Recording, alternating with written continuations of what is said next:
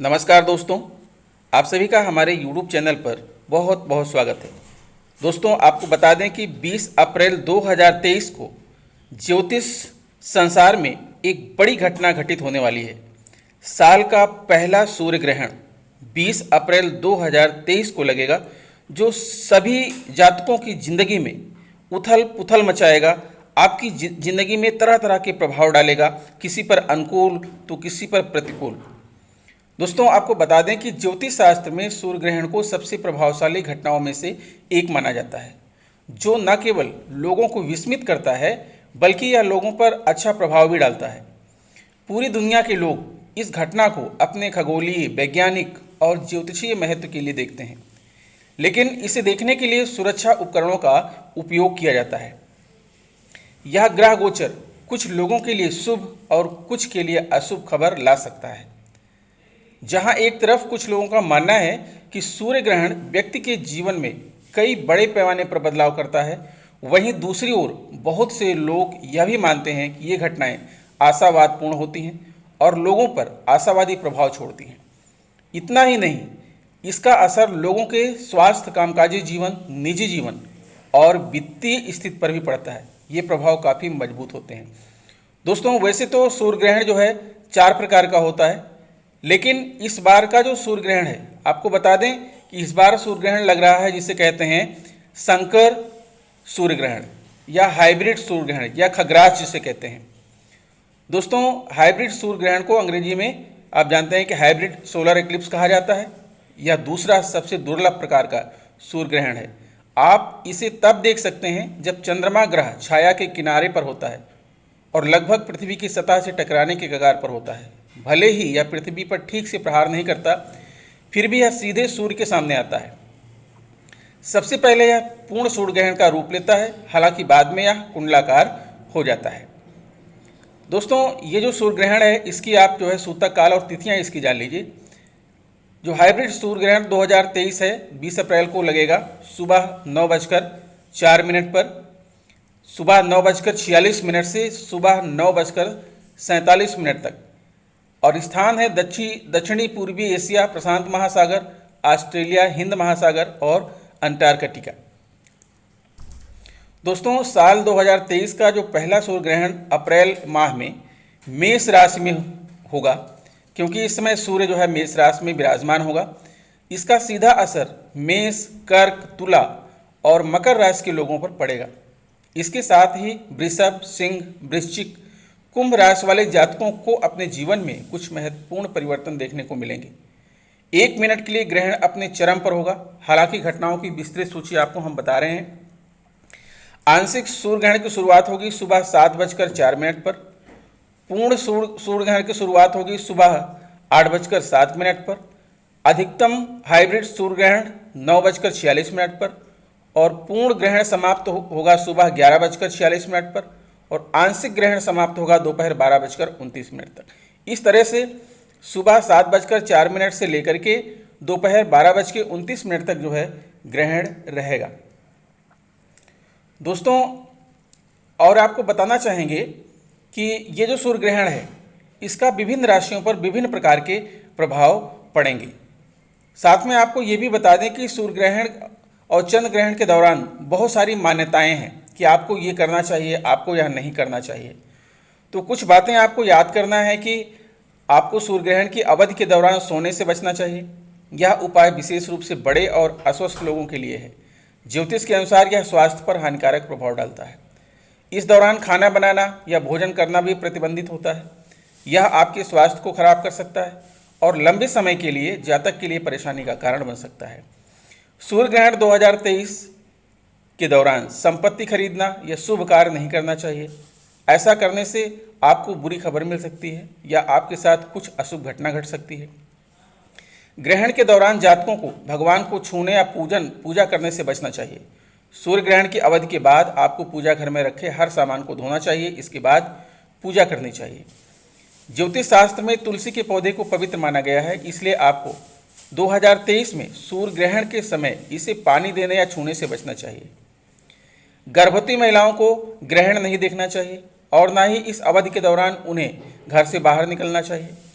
यानी यही नहीं, ऐसी कोई भी क्रिया नहीं करनी चाहिए जिससे वह सूर्य की किरणों के संपर्क में आ सके। दोस्तों, आपको बता दें कि ज्योतिष शास्त्र में सूर्य ग्रहण की नई शुरुआत और परिवर्तन की संभावना को देखा जाता है। ग्रहण अक्सर जातक के जीवन में एक नया चक्र या चरण की शुरुआत करते हैं और अप्रत्याशित अवसर या संभावित आते हैं। नज़र दिखने के लिए भी सूर्य ग्रहण एक शानदार समय पर होता है। एक ग्रहण का ज्योतिष प्रभाव राशि और भाव के आधार पर अलग अलग हो सकता है, जिसमें या किसी का जन्म कुंडली में होता है और अन्य योजनाओं से संबंधित व्यक्ति पर निर्भर करता है। ग्रहण अक्सर उच्च ऊर्जा और तीव्रता के होते हैं। इस बार सूर्य जो है उच्च पर है जब ये ग्रहण लग रहा है। दोस्तों, ग्रहण के दौरान मंदिरों को भी बंद कर दिया जाता है। हिंदू धर्म सहित कई मान्यताएं और परंपराओं में ग्रहण से जुड़ी एक शक्तिशाली नकारात्मक ऊर्जा अर्थात राहु केतु है।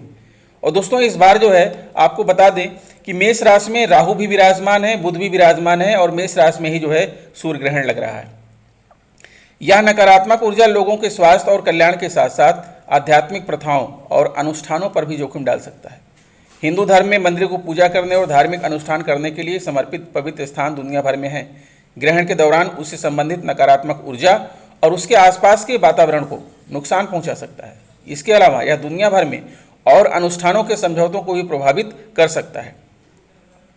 ऐसे प्रभावों से बचने के लिए मंदिरों को अक्सर ग्रहण के दौरान बंद कर दिया जाता है और कई लोग खुद को नकारात्मक ऊर्जा से बचाने के लिए कुछ अनुष्ठान और परंपरा का पालन करते हैं।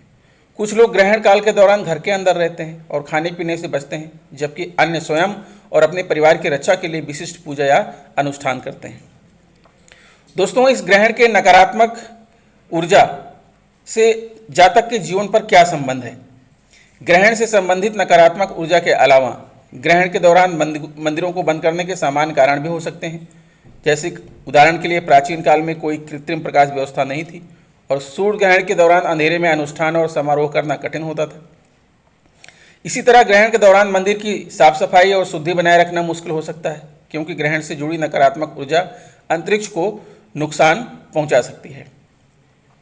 दोस्तों, इस ग्रहण के दौरान सीधे सूर्य की तरफ देखने से बचें, क्योंकि इससे आपकी आंखों की रोशनी को नुकसान पहुंच सकता है। यदि आप ग्रहण देखना चाहते हैं तो अपनी आंखों की सुरक्षा के लिए उचित सूक्ष्म फिल्टर या ग्रहण देखने वाले का उपयोग करें। इसी प्रकार ग्रहण काल में कुछ भी खाने पीने से परहेज करें। कई ग्रहण से जुड़े नकारात्मक ऊर्जा भोजन और पानी को नुकसान पहुंचा सकता है और इस दौरान ये सेवन खतरे पैदा कर सकता है। ग्रहण काल के दौरान बाहरी गतिविधियों से बचें, क्योंकि ग्रहण से जुड़ी नकारात्मक ऊर्जा अधिक प्रबल होती है। इसलिए घर के अंदर रहें और ज़्यादा हो सके तो ग्रहण के संपर्क में आने से बचें। इस दौरान मंदिर और धार्मिक स्थल बंद रहते हैं। किसी मंदिर में जाते समय या देखा जाता है ग्रहण के दौरान वह खुला है या बंद है। ग्रहण होने के बाद स्नान अवश्य करें, क्योंकि इससे शरीर की नकारात्मक ऊर्जा की सफाई होती है।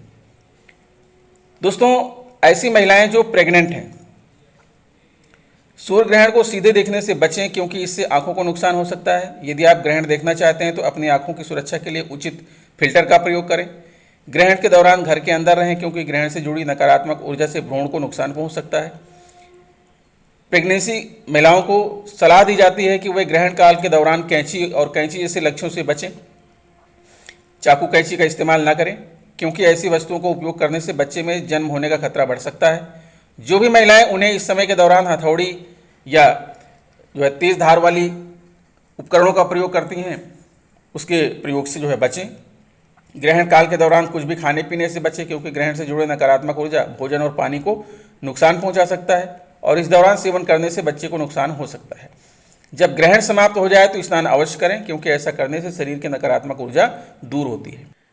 दोस्तों, ग्रहण के दुष्प्रभाव से बचने के लिए आप अपने घर में श्वेत आर्क का पौधा लगा सकते हैं, जिसे आप सफ़ेद मदार भी कहते हैं, और नियमित रूप से उसकी देखभाल करें।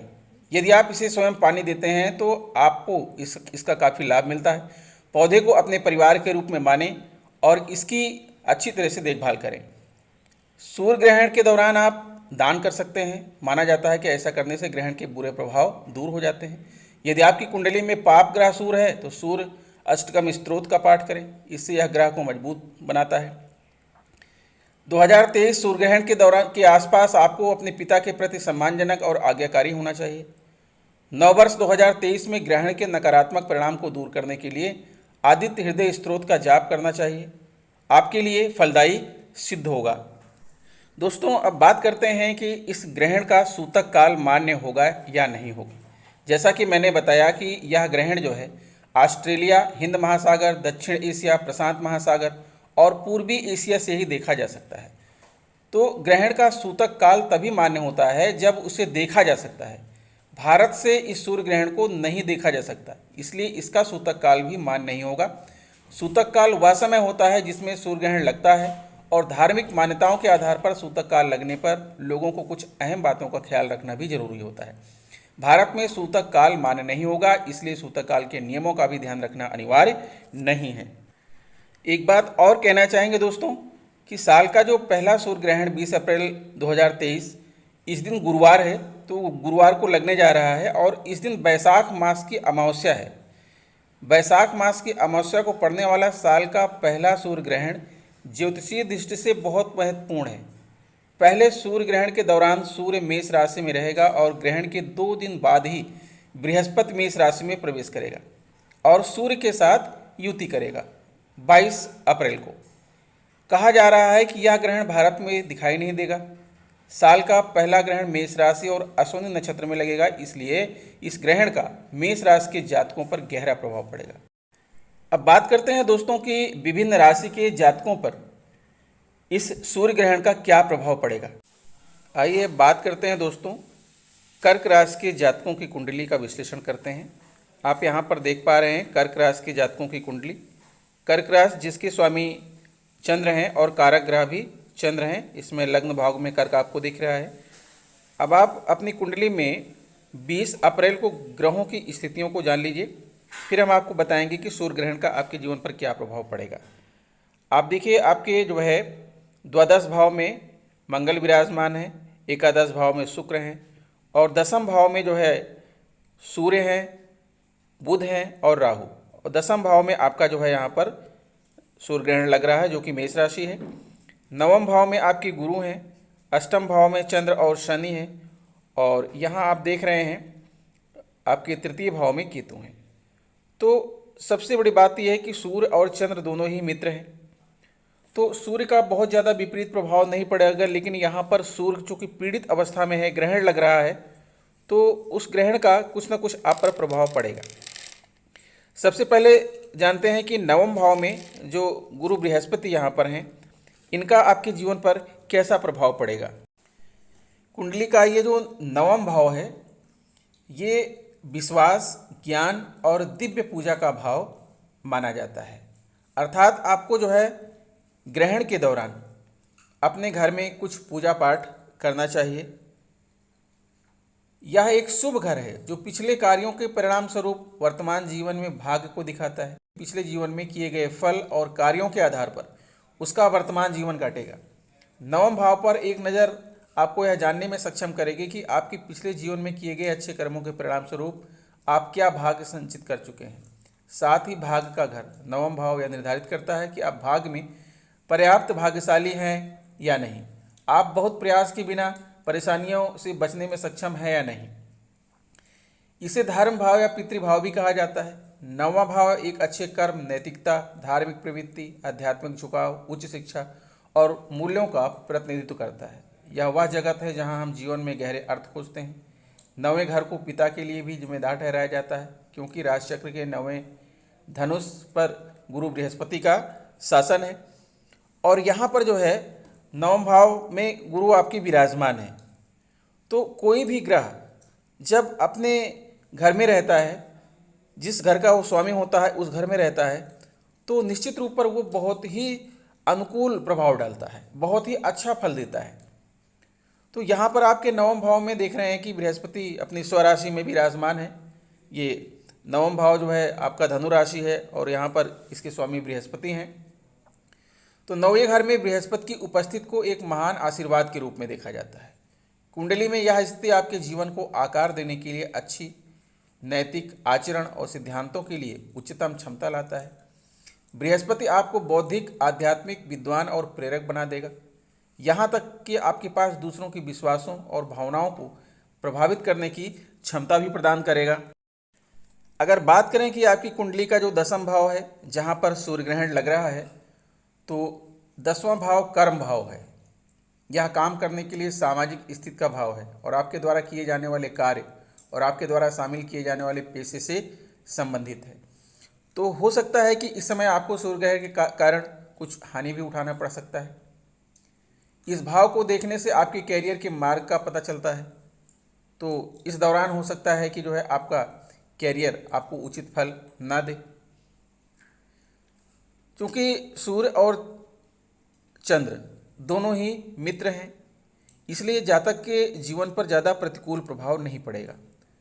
साथ में आप द्वादश भाव में यहाँ पर मंगल विराजमान है, तो मंगल का देख लीजिए कि द्वादश भाव में यहाँ पर क्या करेंगे।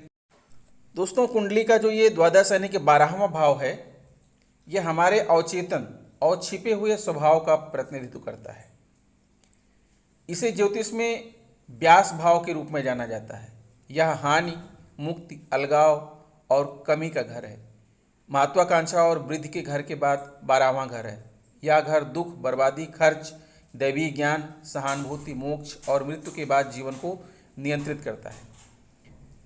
यह घर जो है जातकों को द्वादश भाव भी मन और अन्य दुर्भाग्यपूर्ण मामलों में को नियंत्रित करता है। यह डर, चिंता, गलतफहमी, संदेह, हीन भावना और अन्य से जुड़ा हुआ है। और इस ग्रह में जो है मंगल हैं, तो मंगल आपके लिए कैसा फल लाएंगे। अपने द्वादश भाव में मंगल के साथ जातक जीवन में कुछ दुर्भाग्यपूर्ण घटनाओं का सामना कर सकता है। गुप्त शत्रु आपको नुकसान पहुंचाने की कोशिश कर सकते हैं।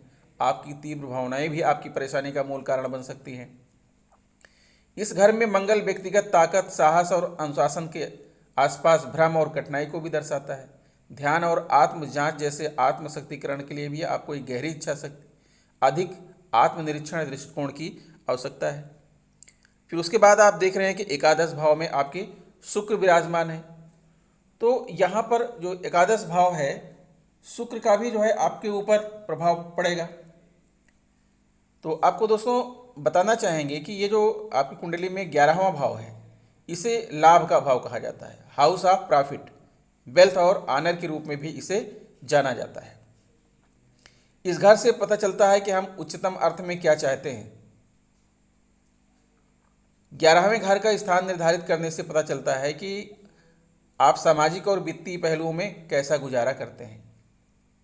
दोस्तों, यहाँ पर शुक्र देख पा रहे हैं कि यहाँ पर शुक्र विराजमान है।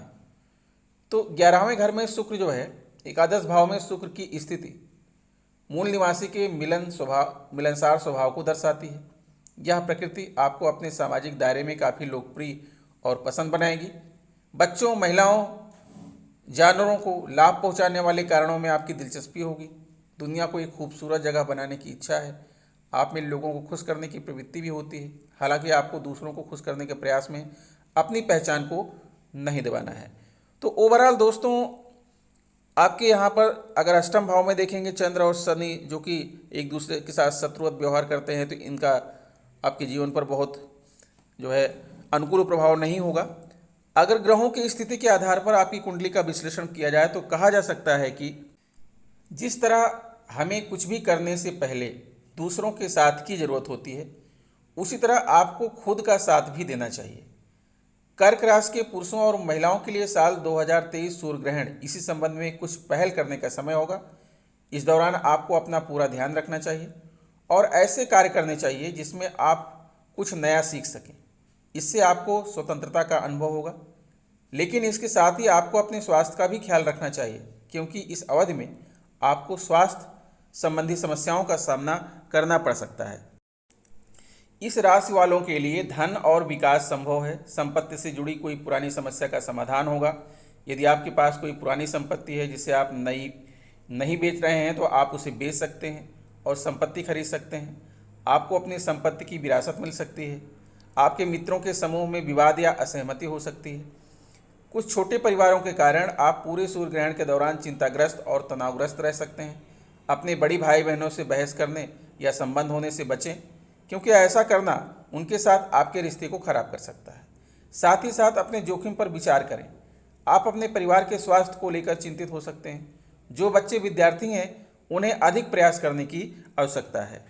दोस्तों आपको यह भी बता दें कि यदि आप कर्तव्यनिष्ठ हैं, ईमानदार हैं, अपने से बड़ों का आदर करते हैं, झूठ नहीं बोलते हैं, किसी प्रकार का लोभ लालच नहीं करते हैं, तो दोस्तों अगर आप नियम संयम का पालन करते हैं और सारे कार्य प्रकृति के अनुसार करते हैं, प्रकृति प्रेमी हैं, जानवरों से प्रेम करते हैं, तो दोस्तों ये जो ग्रह है, नक्षत्र हैं, ये आपका कुछ नुकसान नहीं पहुंचाएंगे, क्योंकि आपके पास जो आत्मबल है, आपकी अपनी जो पॉजिटिव ऊर्जा है,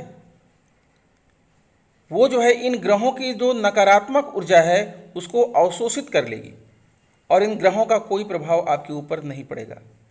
बस ये है कि आप सच्चाई का मार्ग न छोड़िए, अच्छाई करना न छोड़िए, ज़रूरतमंदों की सेवा करना, मदद करना न छोड़िए, आपका कोई भी नुकसान नहीं होगा।